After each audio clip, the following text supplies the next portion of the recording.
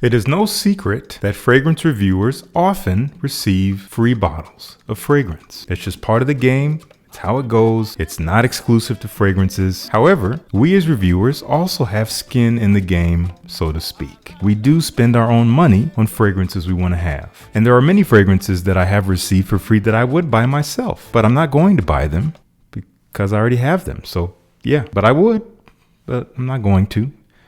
But I would. But I'm going to talk about 10 fragrances here that I bought blindly. Now, you guys know me. I don't condone this. I do not condone you blind buying bottles, especially multiple at once. That is going to lead to more than you need. Excess, overabundance, overwhelm. When the sparkle fades, when the excitement fades after you rip the box open, you spray everything, a week goes by, 2 weeks goes by, and now you just have more bottles collecting dust. This is very cliche, but do as we say, not as we do. We need a larger library of fragrances to speak about in order to have a credible channel. It is kind of an unspoken requisite when it comes to being a fragrance reviewer. The 10 fragrances I'm going to speak about are ones that either I found interest in myself and went ahead and just blind bought, or I actually got inspiration from at least one of you who told me at least once, hey man, you need to check this out, check it out. And I just went ahead and blind bought the bottle instead of getting the decant. And it turned out to be really good. So all that to say, you don't need to be blind buying the fragrances I'm going to talk about. There will be links down below where you can sample wherever I can find them. I recommend you sample first if you can. Let's dive right into it. This is in no particular order. This first fragrance was recommended to me by my friend Eric, who's a part of the Fresh Fam. Eric, I really appreciate you and all that you've done for my channel and just for my fragrance journey. Eric told me I needed to check out B612, and I did. From Nishane, and this has become one of my favorites from the house. A very interesting and unique take on the fougere, a very modern fougere. Doesn't smell all that barbershop like as the fougere can, but it is still quite aromatic. Lots of lavender, almost a clean soapy feel, almost like a clean laundry feel, but it's very distinctive here with lots of cypress and cashmere. And there's a sharp, dry woodiness to this fragrance that really makes it stand out, gives it a distinctive quality in the air, but it also makes it kind of cozy smelling. There is that familiar kind of sweet creaminess that you would expect from a fougere that typically would come from tonka bean or coumarin. That sweetness that is very, very almost shaving foam like is in here, and it smells so freaking classy. One of the classiest, fresh, easy to wear fragrances that you can get from the brand outside of the highly talked about Hot Chivat. But that is B612. This fragrance was not a direct recommendation. There was another member of the Fresh Fam by the name of Ron. So Ron, if you're watching, just know that if I didn't tell you, you really inspired me to try this fragrance because I think you had bought it and you said great things about it. But this is from Tom Ford. It's called Ébène Fume. It had my attention from the time it came out. Even just the bottle had my attention. I'm a sucker for bottles that look like this dark ambery, woody colored juice. It's really beautiful and the scent lives up to it. I did film my first impressions, and you can watch that up here. When I first got it in the mail, it actually didn't blow me away because I was smelling it up close, but I took my own advice. I gave it a full wearing and immediately realized this stuff is absolutely beautiful. In fact, I felt so compelled to take a photo of it right then and there.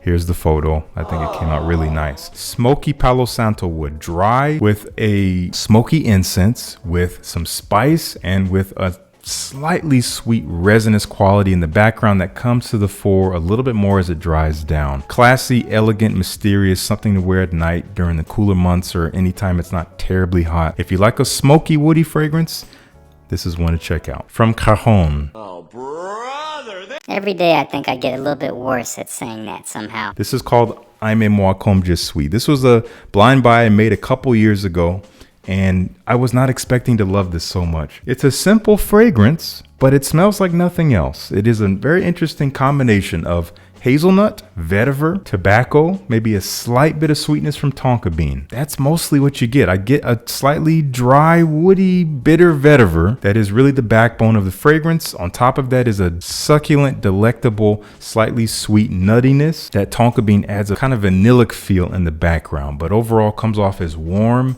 inviting, not terribly sexy smelling, but definitely gentlemanly, and definitely something that's easy to get next to in a way that smells like nothing else. Homme Je Suis. Love me as I am is what it means. The next two fragrances are recent blind buys. I did a live stream on these two fragrances when I first unboxed them and gave my first impressions. A lot of you guys have been asking me for updates on both fragrances, asking me what I think. I did feature this one in another recent video since that live stream, telling you guys how I feel about it. And I love it. I wasn't crazy about it in the live stream. I liked it a lot, but it wasn't what I thought it would be. But that full wearing hooked me. Kenzo Homme Eau de Parfum from Quentin Biche. People say it has reminiscence to one of his other fragrances called Ganymede. I see what they mean. There's a little bit of that signature in here, but this is not by any means a designer version of Ganymede. Not by any stretch. It is aquatic, a little salty. There's even a bit of a fruitiness, like a fig-like fruitiness, green and juicy but sweet, with a smoky, suede, woody backbone, kind of like the smoky woodiness you get out of Oud Mineral from Tom Ford, but mixed in a way that's a little bit more mainstream. It does smell like a designer fragrance, don't get me wrong, but there is something special about it. There's a good amount of depth, and as far as an aquatic goes, this is one I can get behind. It has a lot of interest. It's not just fresh, oceanic, fresh out the shower, kind of suave for men style freshness, which is fine, but it's boring and it's done 80 million times a year. I prefer something like this. Kenzo Homme Eau de Parfum. And a lot of you, probably more so than the Kenzo, have been asking me about Xerjoff 40 Knots. This fragrance caught me by complete surprise in my live stream. It was not what I expected at all. I was expecting a fresh, rich aquatic. That's not really what this is at all. This is an ambery fragrance. It's powdery, sweet ambery, like a labdanum, like some kind of resinous feel in there that is quite rich, but it dries down to some woods. It gets a little bit salty and marine-like as it dries on the air. I was noticing it. Not really a fresh fragrance, not really something I'd wear in the heat. It's also quite strong, so you don't need a whole lot of it. I would wear it in the nighttime though, in the summer. If I'm going to be outdoors, I would put on a few sprays of this and smell super elegant. Again, maybe has a bit of a marine vibe, so it kind of suits the summer, but not all that much. Nonetheless, overall, a very successful blind buy. I don't recommend this as a blind buy at all. Please don't blind buy this. Get you a sample first. I'm going to link down below where you can get one. Get a sample if you haven't tried it. It is a very unique scent and it's actually kind of intoxicating. I can't quite get enough of this stuff. It is so interesting. The more I wear it, the more I want to wear it. That is Xerjoff 40 Knots. Here's a cheapie that is unfortunately not so cheap anymore. I do believe I am to slightly blame for that, and I apologize. When I bought this fragrance back in 2020, it was easily $20 or less. Now I think you're hard pressed to find it for $50, if not a little bit more. So I'm sorry, guys. I'm not the only one though. I know other people have been talking about it too. This is 3 a.m. from Sean John. Unfortunately, I don't think it's worth $50+. I think if you can find it for under 40, sure. 35 and under is better. Ultimately, it doesn't smell high quality. It does smell pretty scratchy in some ways if you smell it like this up close. But in the air, this stuff is so playful and uplifting and so pleasant, and the atomizer is legendary.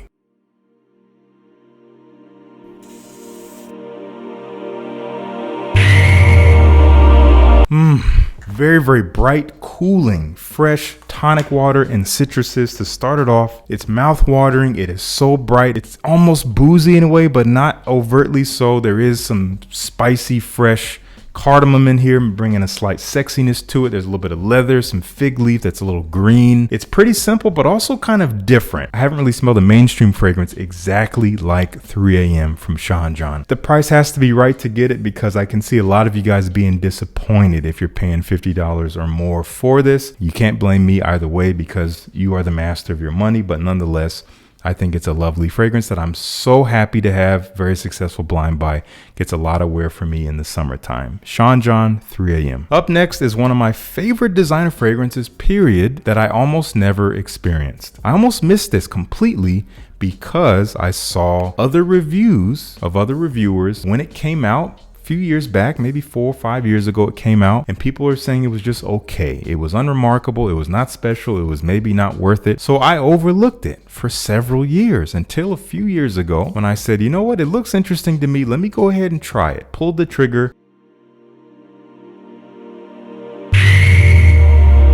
I can't believe I almost missed this stuff. L'Homme Ideal L'Intense. Now just called L'Homme Ideal Intense. The bottle looks different, so don't be alarmed if you can't find this bottle anymore. I don't know if it's been reformulated. If it has, I'm sorry, but I'm sure it's still great. This takes that original creamy, bittersweet almond with a bit of a cherry vibe, some leather, and it makes it darker. Spicy chili pepper, lots of smoke. The fruitiness isn't quite up front, but it's still sweet and rich and kind of creamy and smooth, but darker and more mysterious. Sexy, all black wear for the nighttime, almost all year round. Maybe not the greatest summer night fragrance, but you can still pull it off. Successful blind buy, gotta say. L'Homme Ideal Intense. I saw a couple reviews of this one back when it came out, maybe 2020, 2019, something like that. And I was very intrigued, but no one else was talking about it. Just a few reviews were coming out about it. I decided to pull the trigger, and I think I've turned a lot of you guys onto it, and now it's all over the place. People seem to love this stuff, and I feel grateful for kind of being at the first wave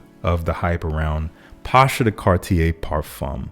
Very successful blind buy. I get a lot of you guys asking me, hey bro, if you love these fragrances so much, why do you have so much left? you guys don't understand the life of a fragrance reviewer. Getting new fragrances almost weekly. On top of that, I try to wear something new every day, so I might get to this a few times a year. If I hit a stint, I'll put it on a few days in a row. That's kind of rare. I'm trying to wear through everything and touch most of my collection as often as I can. I hope that answers your questions from here on out. Takes the original Pasha de Cartier, that classic fougere style from the early 1990s that has a bit of an edge to it. The quality is incredible in that scent, but it's not for everyone. It has a bit of a funk to it, but it is that aromatic, creamy, sweet, woody, mossy fragrance. They take that, they strip away the freshness, they strip away the edge, and they add a richness to it. This is more on the boozy, balsamic, resinous side of things, a little bit more woods like sandalwood, so it's creamy and smooth while still retaining that classic gentlemanly feel. Will smell a little bit vintage to some guys, but I think it's perfectly modern. Lovely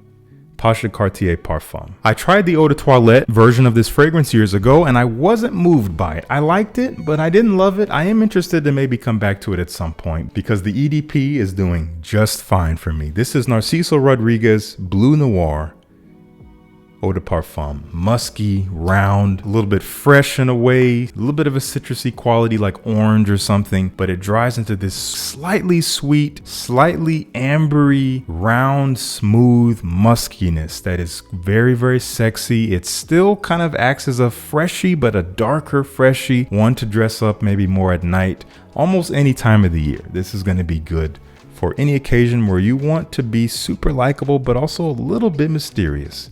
Bleu Noir Eau de Parfum. And our final fragrance. What a blind buy this was. I saw a lot of buzz about it. I was intrigued, decided to pull the trigger, and oh my gosh, this has stolen my heart as far as some of my favorite summer fragrances go. I will be getting a ton more wear out of this in the upcoming warmer months from Hermès Terre, Hermès Eau Givree. Oh man, you guys know how I feel about this stuff. Lots of cooling, fresh, sharp, juniper berry, citron, a dry, almost lemony citrus note. You have a lot of grapefruit in here coming from timber pepper. Dries down to a bit of a woody vetiver, similar to the original Terre d'Hermès. It's in here. That DNA is here, but it's way more fresh, nowhere near as intense and earthy as the original, much more on the cold, icy, frozen side of freshness that is so easy to wear under the heat of the sun. It smells so refreshing. It literally cools the air temperature around you. I highly recommend checking this one out before summer comes around. You're gonna want to have this one cool you off. It's incredible, but still likable, but has a lot of interest to it. Love it. Love it, love it, love it. One of the best